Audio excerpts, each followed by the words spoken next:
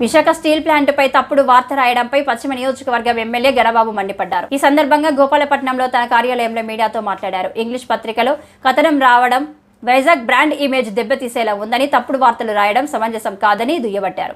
మొన్నటి వరకు జగన్మోహన్ రెడ్డి కంపెనీలో పనిచేసిన వ్యక్తి ఇటువంటి తప్పుడు వార్తలు రాయడం పద్ధతి కాదన్నారు గరబాబు. ఒక ప్రముఖ పత్రికలో పనిచేసి తప్పుడు వార్తలు దిలీప్ రెడ్డి రాస్తున్నారని తీవ్రంగా మండిపడ్డారు.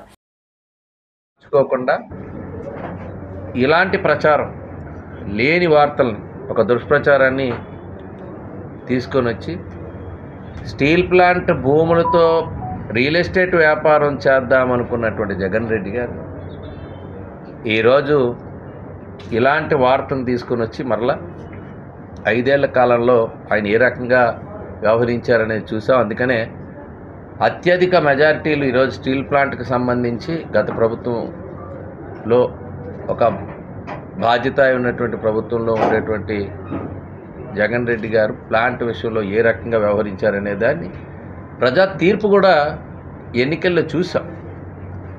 అయినా ఇప్పటికీ కూడా ఆ పద్ధతి మార్చుకోకుండా ఇలాంటి సమయంలో, అంటే ఒక రేపు స్టీల్ ప్లాంట్ మినిస్టర్ వస్తున్నారు, ముఖ్యమంత్రి చంద్రబాబు నాయుడు గారు విశాఖపట్నం వస్తున్నారు కాబట్టి ఇప్పుడు ఇలాంటి వార్తని, ఒక డెక్కన్ క్రానికల్ని మళ్ళా తెరపైకి తీసుకొచ్చి వాటిపైన వార్తని రాయించేటువంటి ప్రయత్నం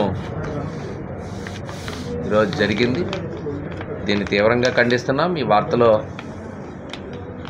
ఏమాత్రం నిజాలు లేవు.